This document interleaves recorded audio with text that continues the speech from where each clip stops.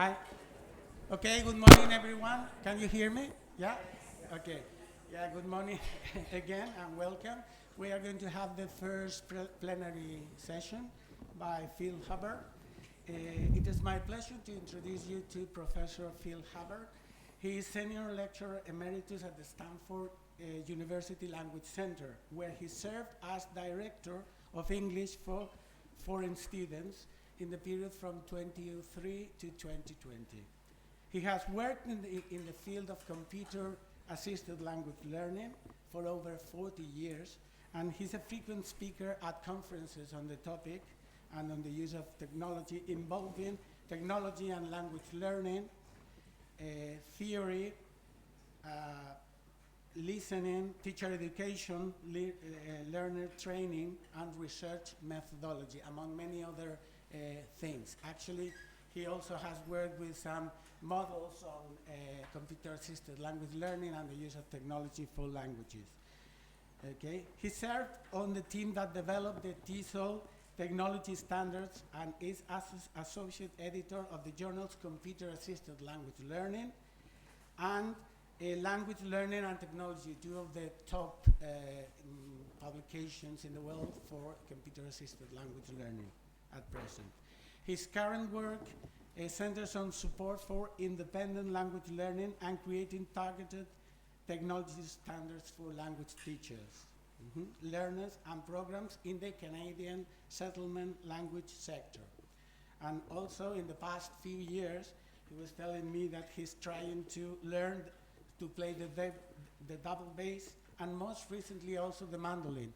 But he couldn't bring his instruments with him, so I'm afraid no. I'm very happy to see that we're going to have technology theory now, okay? Thank you very much, and the floor is yours. Thank you. Thank you, Rafa, and thank you to both the local organizers of the conference and Common Ground Network. And thank you all for coming out this morning. I'm sure it's because you really wanted to start your day with a healthy dose of theory. So why theory? I'll talk in a couple of minutes about computer-assisted language learning to give background to those of you who are coming from other fields. But in any applied area, there seem to be one of the metaphors I've seen and like to use is there are three pillars. There's theory, there's research, and there's practice. And in some situations, they seem to be hierarchical, with theory leading to research, research hitting practice. But if you've been in a field and actually done things, you know that it's not that nice linear progression. I see it much more like a dance. So you have theory and research and practice weaving in and out among themselves, maybe going around in a circle. And for my purposes, in the center of that circle is technology. And so that's sort of the viewpoint that I'll be coming from here. I got interested in theory, I don't know how. I was minding my own business, doing things that I thought were useful, and theory kept popping up. I had had experiences with it before, and I'll talk about that in a moment too. But I don't know when I started looking at it seriously, as opposed to just using it. I have reconstructed this memory where I got up one morning and thought, hey, I think I'll study how theory is integrated into the field I've been working with at that time for 25 years or so. This was around 2006, 2007. It was probably something I ate the night before. Anyway, here's where we'll go with this. I'd like to provide an overview of how theory and theories are manifested in CALL. This is computer-assisted language learning, and I hope you'll find useful for your fields as well, just as a matter of thinking about theory. I'm going to give some summaries of some large-scale studies of theory use in call, because people besides me have looked at this. As that'll include some of my own, and also closing remarks. And that QR code will take you to these slides. I'll have that up again at the end along with the actual URL if you're curious. Okay, let's go back. In the good old days, things were simple.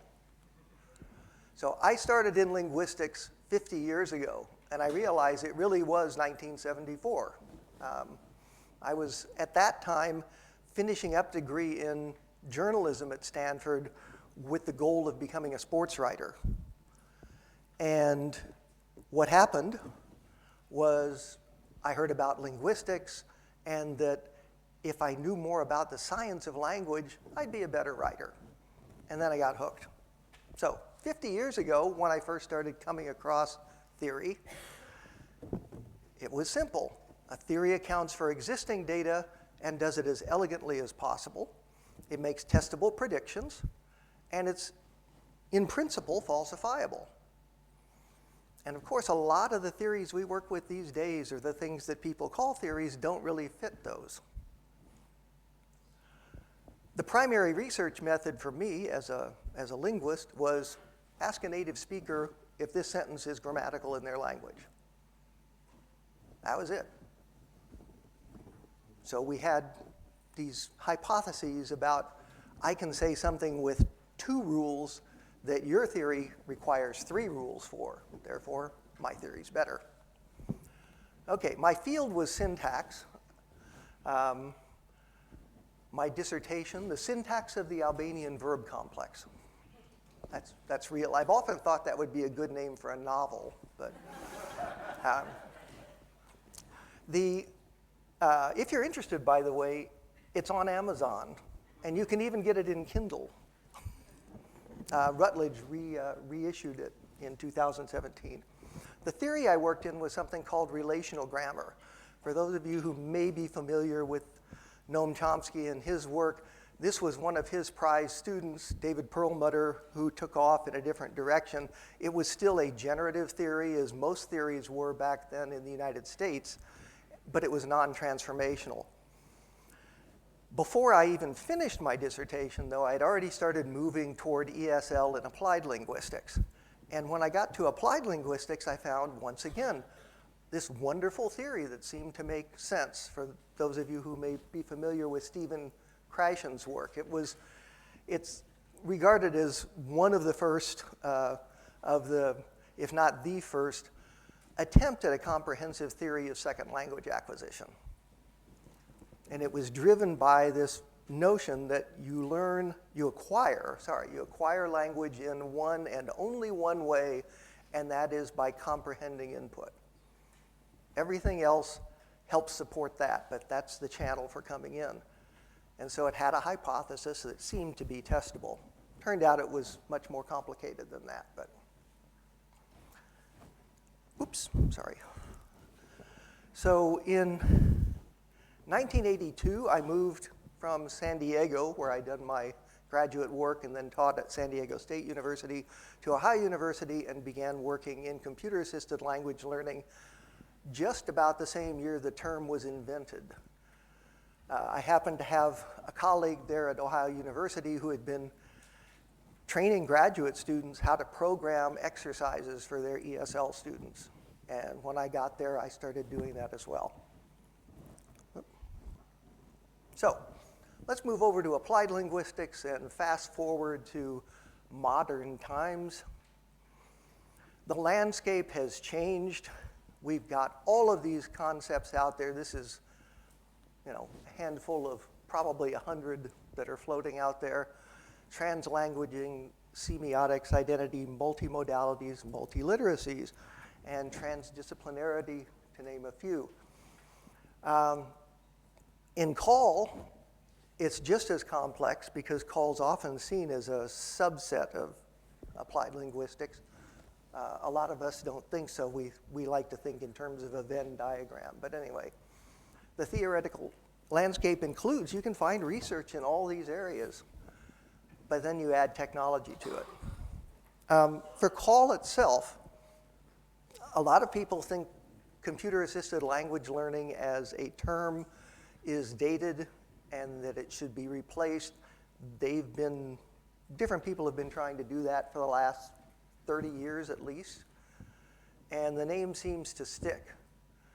In fact, the conference that I'll be going to next in Europe in August is the EuroCall conference, where I will attend the editorial board meeting of the journal Recall. So the name is still out there. It helps provide a consistent way of having the field connect, the people who do this connect to one another at a time when technology changes. And a colleague of mine, Mike Levy, and I wrote Why Call, Call, Call back in 2005, if you're curious. Okay, so what's theory in second language acquisition? There's a lot of debate on this as well over the years. I won't read those. You can read them faster than I can.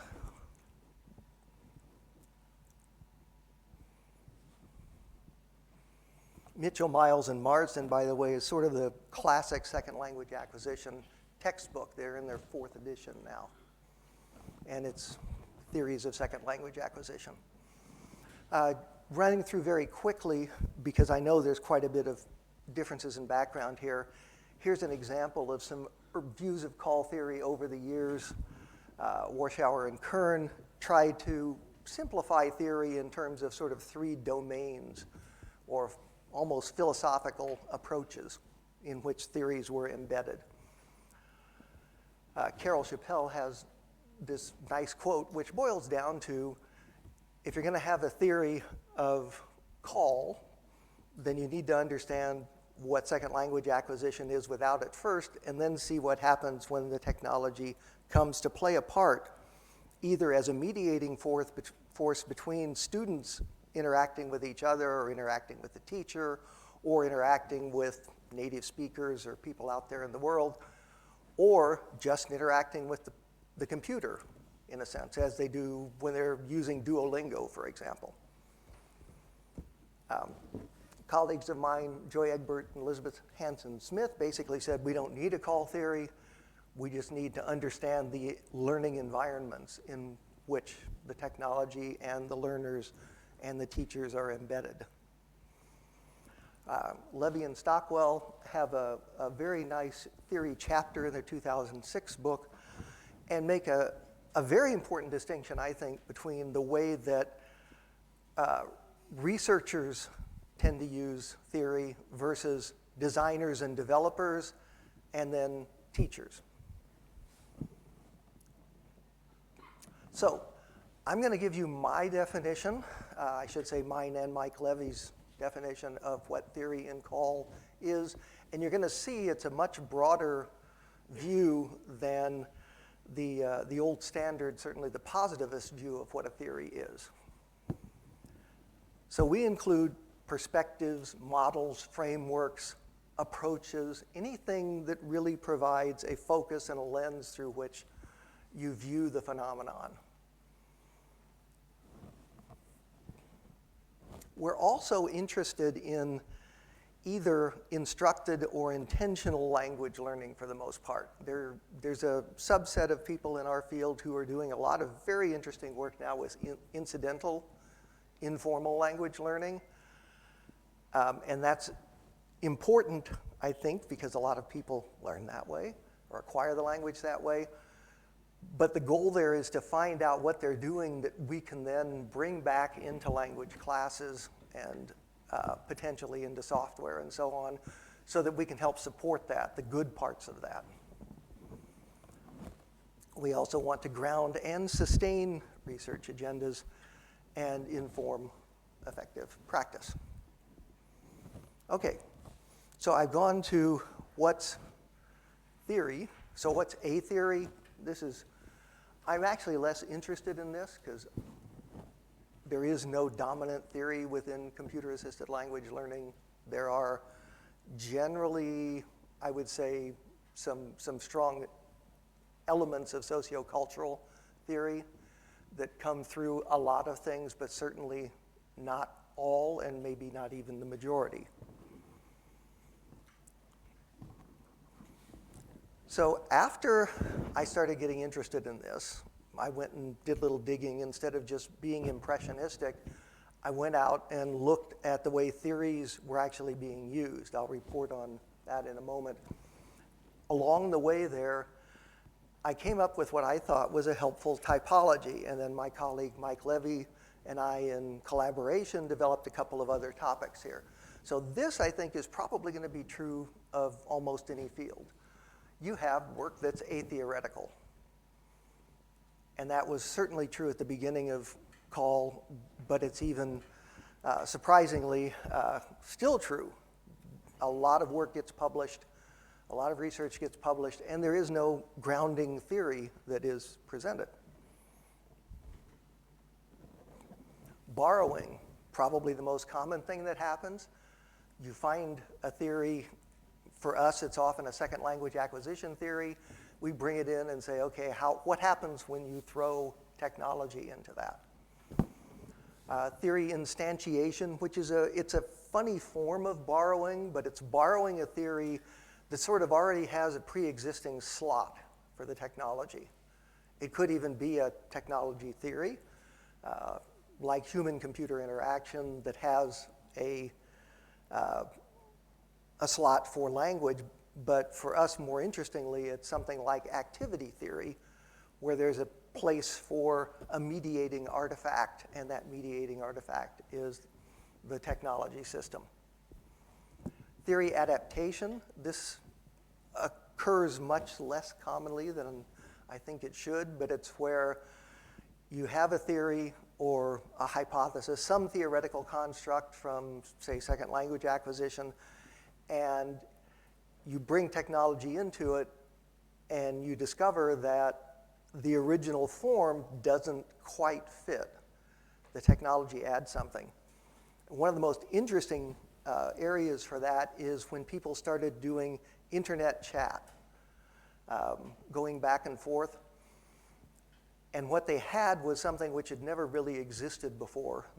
The closest thing in my experience was the notes we used to pass back and forth in class on pieces of paper. But in chat, you type something out really quickly, and then you have the ability to look at what you've done before you send it. And yet it appears almost simultaneous to the user. So it's a conversation, but it has this additional opportunity for backspacing, correcting, whatever you want to do. You have to be pretty quick because your audience wants a fast response. Now that we've moved a lot from text-based chat to video, we've lost that. In video, you can't take things back really easily except by saying, oh, wait, the same way we do in real life. So that's another way of using theory. Theory ensemble, I think, is one of the most interesting and important ideas, and it wasn't in my original framework. I got this more from Mike's work on collections of theories. And it's this idea that you take different pieces of theory from different places and you blend them together in a way that makes sense for that particular study. A classic example for those of us in language teaching is the work now being done on games and gamification, where you have theories about language acquisition that are important because that's the real goal, but you also have theories of game engagement, motivation that's a different kind of motivation in gaming, flow theory, the idea that you get so engaged in something that you lose track of what you're doing. You're having so much fun. So theory ensembles are, I think, they're out there, I'm sure, in every field, but people don't look at them as much as I think they should. Synthesis is similar to an ensemble, but what you actually do is make it permanent.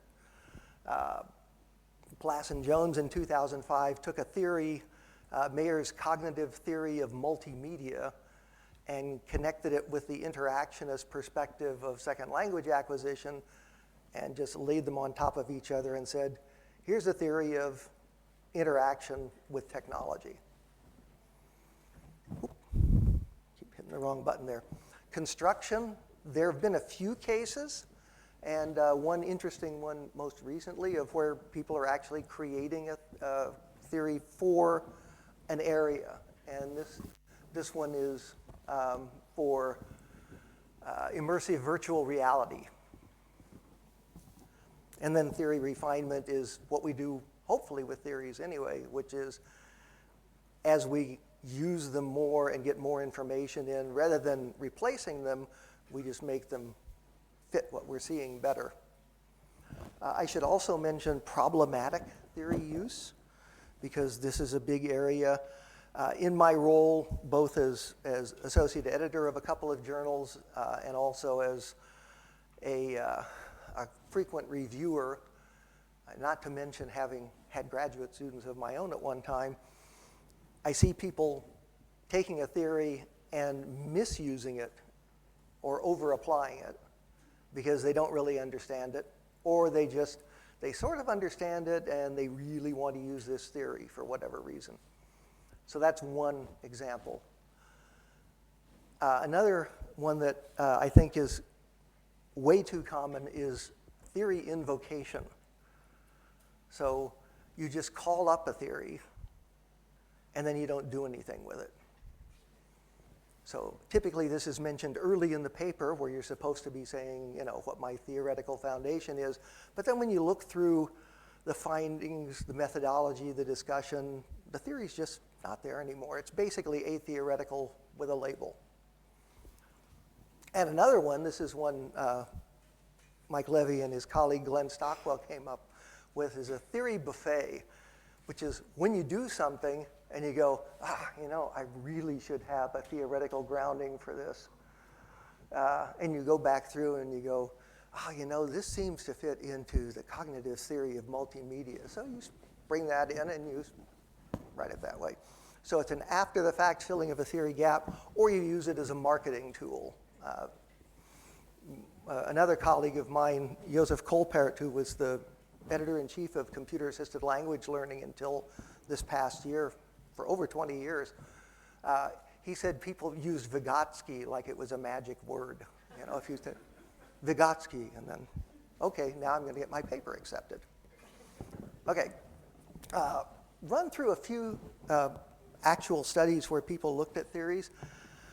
For the 25th anniversary issue of the Calico Journal, this is the oldest journal in our field, started in 1983. Calico just missed being call.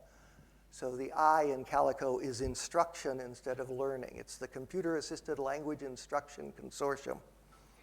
On the other hand, they own the domain calico.org, which is probably worth more than the whole organization together. Especially given that Google is, or I should say, Google is, people are working on this thing called Calico Labs for extending human life. And so if we could get Google to buy it, we could probably have, cut our, what we have to pay to join. Okay, so these are the four theory, or there are really four main ones, and then just for today, I've never done a citation, Hubbard Today, before, but I did this just a couple of days ago, went through the material, and so it's not published, but you get to see it for the first time. A very small update of the 2008 one.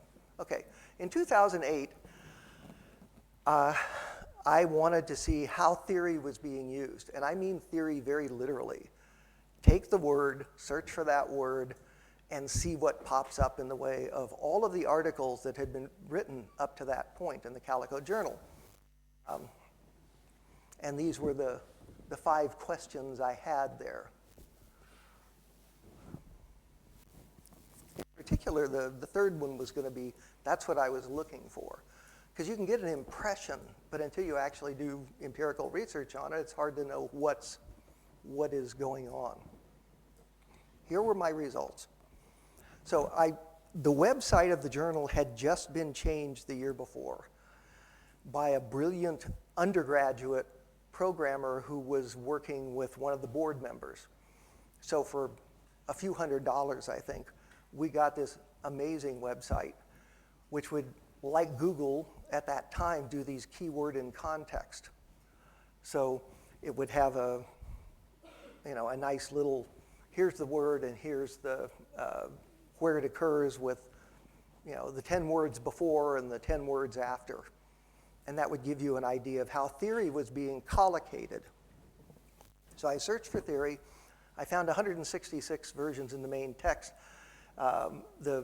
In all the other articles, it was only in the reference list. This is what really surprised me. I found 113 distinct theory references, and most of them were about an actual theory. It was such and such theory. A few of them were more generic, like learning theory or educational theory. But most of these 113 were very specific, like schema theory from psychology. 77 of these theories were mentioned in just a single article. So no continuity. 19 in exactly 2 articles, and these were the ones that were mentioned in 3 or more. And if you look at, I guess I have somewhere here. We've got second language acquisition theory, learning theory, linguistic theory. So those are generic ones, but all in sociolinguistic theory, even educational theory. But really interesting, because this goes back to 1983. So Chomsky's government and binding theory, lexical functional grammar theory, so things right out of linguistics. But also activity theory, item response theory from assessment, Jung's theory. That was interesting. 3 different articles mentioned Jung. Okay, so that gives you an idea of the references. So it's very commonly used. The word theory is used. I didn't check to see whether it was being used correctly, just it was used.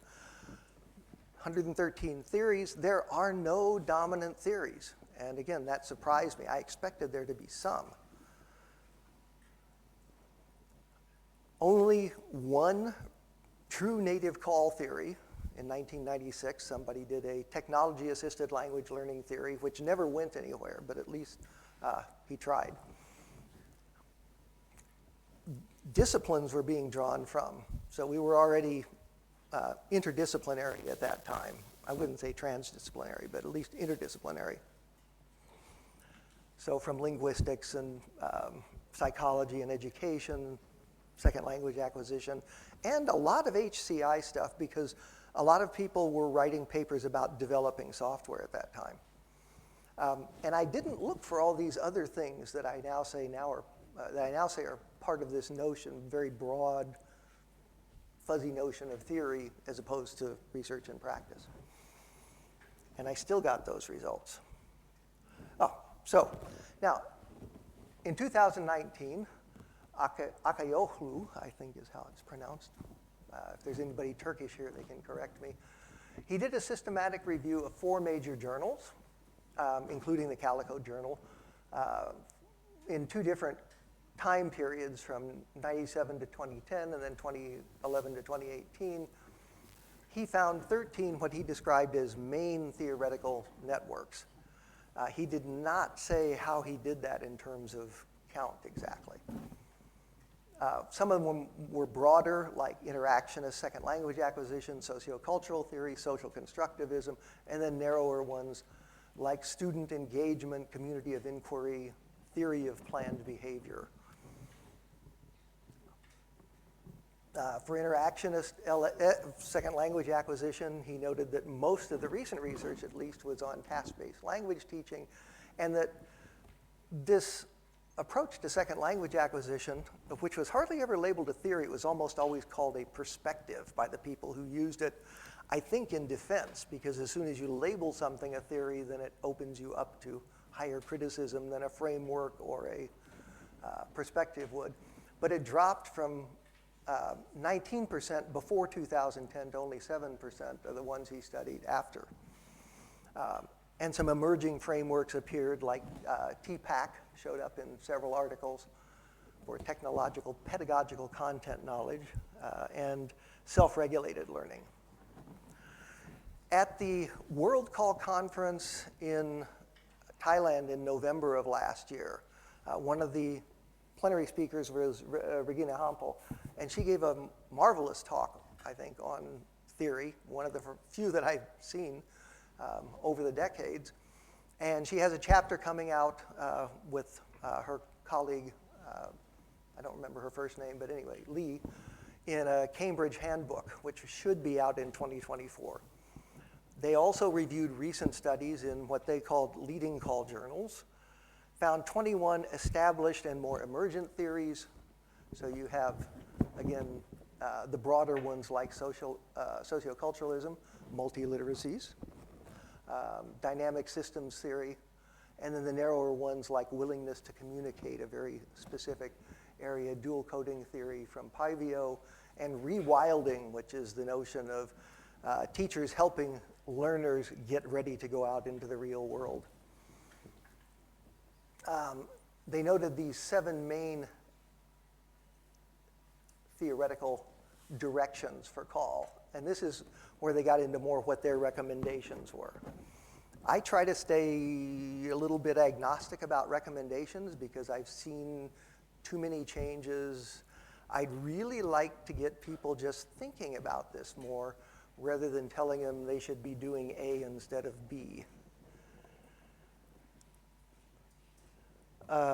Lee McCallum has a recent article where she reviewed call theories in a single domain, and that was writing. And this one I found really interesting because she used the framework that Levy and I had developed.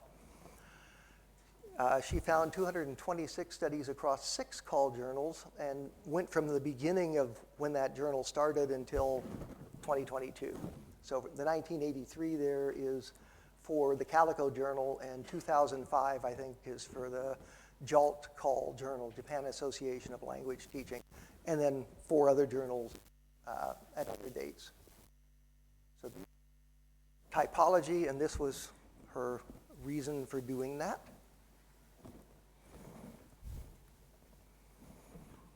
And these were the frequencies she came up with, and I found this fascinating, that atheoretical was almost half. And we're going to talk about that, or she's going to talk about it, and I'm going to tell you what she said, because I agree with her, that there's a lot of interesting stuff going on in research that doesn't directly tie to a theoretical base, but it indirectly does. Interesting, it didn't surprise me she found no instances of theory creation, because there have only been a few that I've found. Surprised that she didn't find more adaptation. But again, you can see atheoretical and borrowing are the top ones, but more ensembles. Okay, so she had several things that she discovered in using the framework and looking at this group. One thing was the atheoretical studies tended to have a very linear flow of the person doing the study had already found a research gap, but using the data from other research studies to go, here's one area that's relevant, here's another area, now here's the gap. Those studies, many of them, probably directly informed by a theory, but the people doing those atheoretical studies were not directly connecting to a theory, just to the research grounding of that area. She found theory borrowing sometimes used as a transformational tool. So you start atheoretically, and then you go, okay, this didn't work the way I thought it would. Maybe a theory would help me. And so do a second round of something, a second phase of the research, and ground that in some theory, and at least use that to help direct you to better results. And then she also talks about weak versus strong theory borrowing. The weak one is sort of what we call invocation. So it shows up just at the beginning, and it doesn't really seem to have any influence, as opposed to strong theory borrowing, where it manifests itself throughout the study. The one today, I just did a quick look at the 2023 Calico Journal articles. I'll move ahead here because I'm already almost over time. Of 11 that were actual research articles as opposed to reviews, especially systematic reviews seem to be very popular these days, because people can do them almost mechanically without having to think very much. And they get results that are interesting, although I think sometimes a little bit slanted. The theoretical influences in the other 9 articles, besides the atheoretical ones, are here. So this is what, as of last year, was informing the field. In one of the, we usually think there are 4 major call journals, and Calico is one of them. There were 2 things in here that I thought were really interesting. 2 papers. This one's got a very long quote this is actually from their abstract. But it's an example of a theory ensemble plus calling up research grounding, all under the umbrella of a linguistic theory, systemic functional linguistics. So it's putting all these things together, and the concept of ensemble, again, is that they play well together. It's not just you have a bunch of theories that are doing something and that they don't interweave in some way. So this is a nice example of an ensemble. And then Karimi et al., this is the one where they're actually creating a new theory for VR, immersive VR. And they go all the way back to the New London group and use that as inspiration. And so again, this is one of only a handful of theory construction examples I've seen. This one's coming out of University of California, Santa Barbara.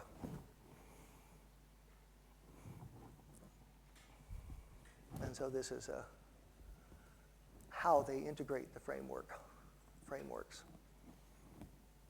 So this one is potentially what you could call a theory synthesis, but it's really not. It's creation, and it also ties into concepts of transdisciplinarity. Okay, almost done. So, if you recall, way at the beginning, this was my objective. I put it in the past tense because I think I did it. We'll see. I know this is being recorded, so I may have to go back and look at the recording to find out for sure. I gave the working definition, and again, a lot of people who work in theory would not be comfortable with expanding it the way that we did. But what we're trying to do is say, look, somewhere between the idealization of what a theory is supposed to be and practice, there's this intermediate stage of models and frameworks that are acting in many ways the way a theory would. They often are not treated as hypotheses, by the way, which is what you would do in theory testing. They're treated as, here's something valuable that I can use, and when I use it, I get better results. So again, it's ultimately the goal of CALL for most of us is how do we make language learning better through the mediation of technology? And it starts with understanding it better. Okay, your homework. Starts with looking at your own. What are you doing, assuming you're using theory at all? And take a look at what other people are doing. Just a little bit of monitoring of where is theory showing up. I went to a conference a couple of years ago and saw what looked like a really well-designed piece of research, and my question at the end was, I don't see any theory here. And they said, oh, well, yeah, we use this theory and this theory and this theory. They just didn't report it. They had a theoretical grounding, but they thought, well, it's obvious. Anyway, thank you.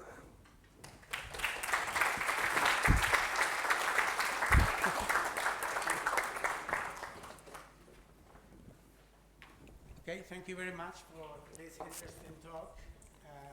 And now it's time for discussion. If you have any comment or question or something to say, now is there. Yeah. You'll get the microphone.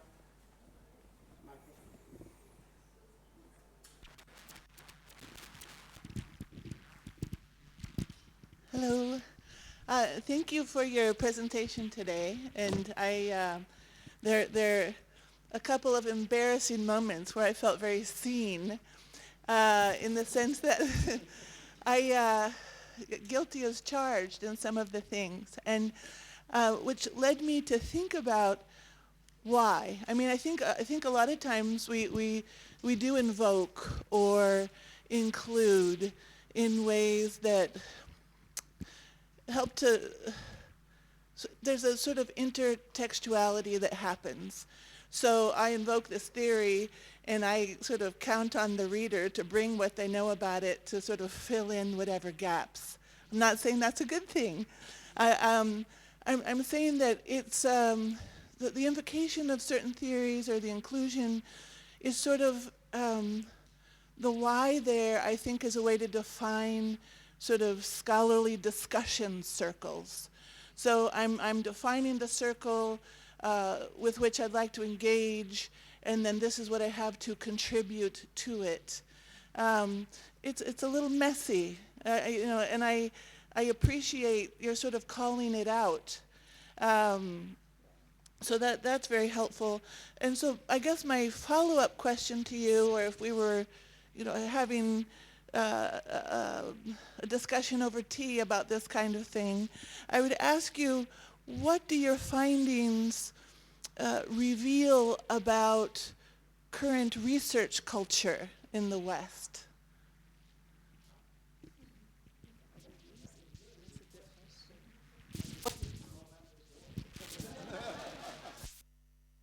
Because one of the things that I didn't talk about was the very practical element of journals have word limits. You don't have the space to explain what the theory is and all of its inner workings and so on. Just to something that popped into my head, and then I'll go back to your question, which I probably will have forgotten by then. But the one way of helping with that theory invocation problem, the way I've described it here, is to think of it a little bit more as a theory sandwich. And if you just bring a little bit more of it back in the discussion section, then from the reader's perspective at least, it seems like all that stuff that you left out because you're leaving it up to the reader to put in, that they know you know it. And so I, as a reviewer, for example, sometimes I have suggested that. It's even better if you can show how it fits into your methodology, but sometimes that's pretty transparent, so you don't really have to be explicit. And then you were asking about current, could you rephrase your question? What it reveals about current research. Okay, well, I'm slightly cynical, I hate to say, because I've seen more and more examples of people rushing through things because they've got to get 3 or 5 or 6 papers out in a year. And they don't have the opportunity to actually explore as a learner themselves what certain theories or models or frameworks are saying and where they come from, and and think about them critically. What is it they're not doing? So I think I'm tempted to say it's likely to get worse if this idea of quantity continues to be such a major measure. There was a time when I was happy if I put out 1 paper a year. But because of that, I was able to actually work through multiple drafts and think about it, and I'd let it go for a few weeks, come back to it. So some of this has to do with notions of tenure and promotion committees, or even just getting research grants. So that's the slightly cynical part of it. There's a really good talk that I saw, was a Google talk many years ago called No Time to Think. And the opening story of it was about some Nobel Prize winner who figured out basically the genetics of corn, and said she did it because for 20 years that's all she thought about. And she got it, and knowing Illinois is big on corn, I don't know if she was connected to them or not, but the point of the talk was slow down a little bit. You know, you still have to meet other people's expectations, but try and be a little more mindful of what it is you're doing, and not just go, okay, I spent 6 hours now and I've come up with my hypothesis. Now I'm going to spend the next 6 weeks running this experiment, and a little bit more time on the front end, I think, would be helpful. So, other questions? Or, Okay, any other comment or question? yeah, Bill?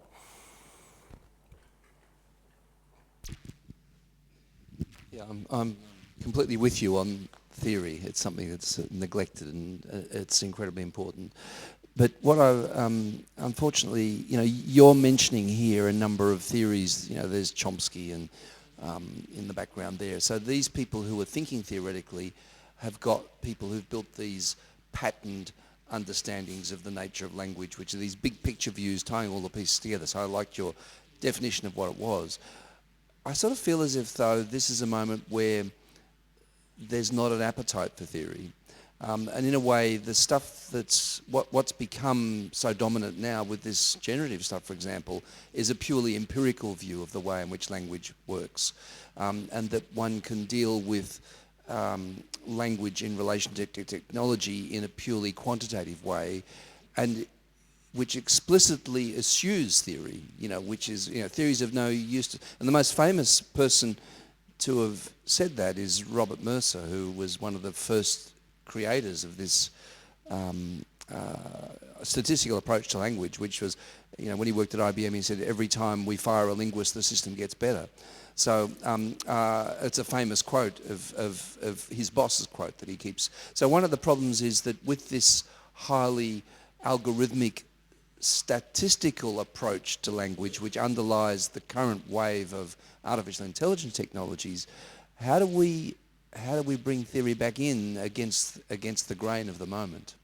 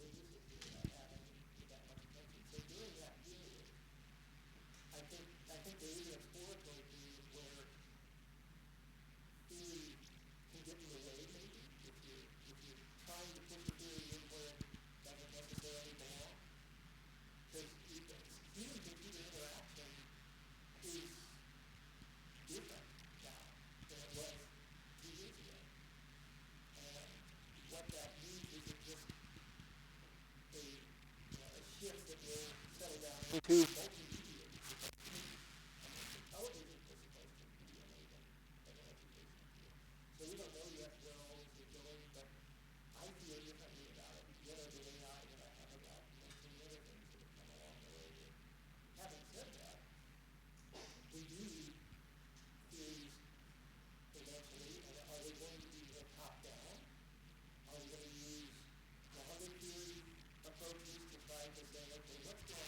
we can actually explore what people are doing.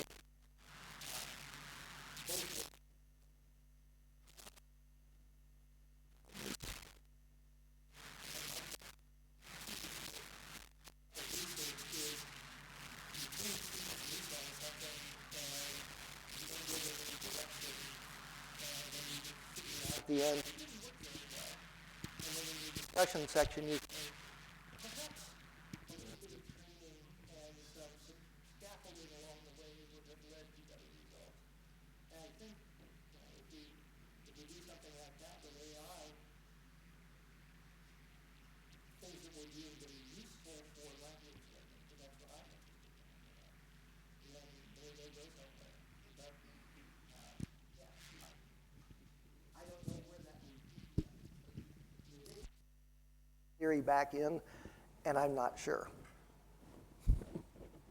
Okay, thank you.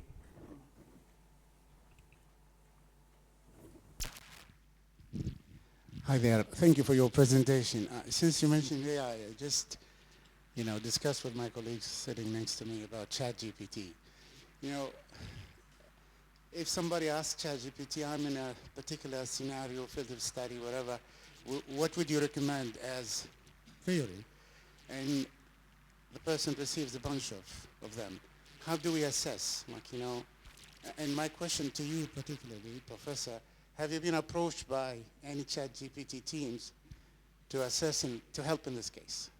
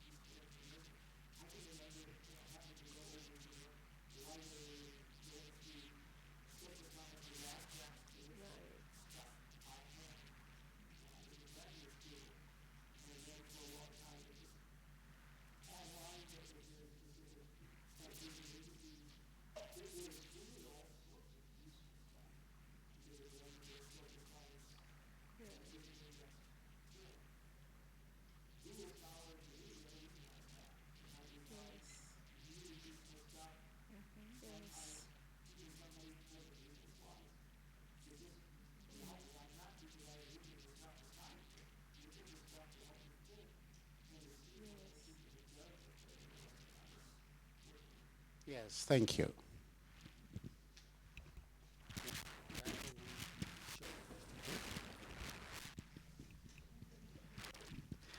I thought my question would be a little bit off topic, but I realize it's not. We talked today about publications, about how tenure typically works, right? And it's probably true that journals, for example, they have a formula, right? And the secret is to master what that formula is. So when you're talking about a formula, and when you're talking about very specific structures that you have to follow, like number of words and things like that, it's a perfect condition for not only ChatGPT, but other large language models to pick up and build that structure for you, which means if you are good, and that's the term, prompt engineer, you can probably very easily grasp not only what theories would apply, but even the structure of the paper, right? So in one hand, if you are a young researcher, you say, well, great, I can increase my output many times fold. But in another is, in some ways, the legitimacy, especially of the learning that will come from the experience, right? Because I'm sure that you didn't like at the time, but that time that you spent at the library searching through the papers or even going through research databases and having to summarize and think reflectively about them, I think it was a great value, right? So should we start to rethink the way we go through, one, the process of approval of papers to journals, and then two, the way we do ranking and tenure, right? In this completely different world, right?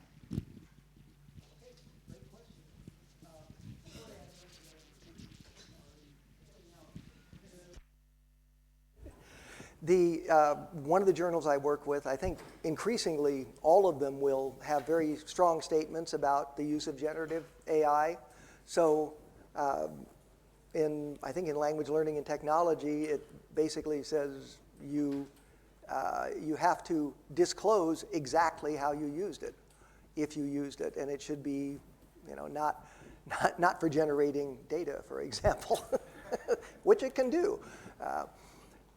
So there's that, and then better anti-AI software to be able to pick out what has done that. I had a personal experience with a paper recently where the author had exactly 20 references.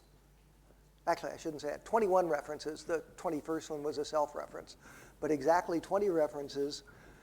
All of the references were from 2023. It had to do with use of generative AI, but it was for some specific area of language teaching and learning, and so it didn't connect directly to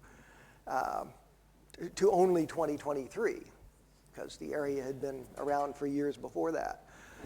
And eventually, it became clear to me as I tracked some of these, as a reviewer, I tracked what a couple of the statements were, and the citations did not match the content of the articles for what was being cited. So it wasn't about writing, but let's say it was about writing. The word writing never appeared in the paper that was being cited to say, recently so many papers have been written about AI and writing. And like, no, this paper doesn't have anything to do with that.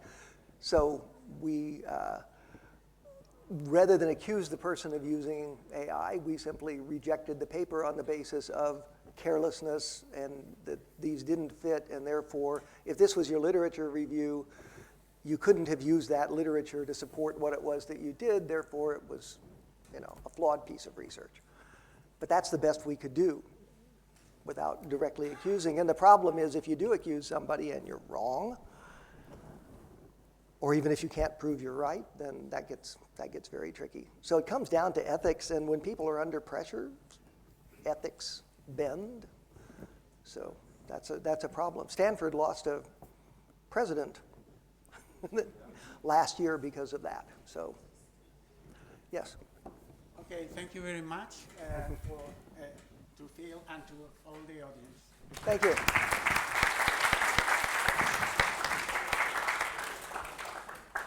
everybody, just to remind you, find one of the talking circles that best fits your research area.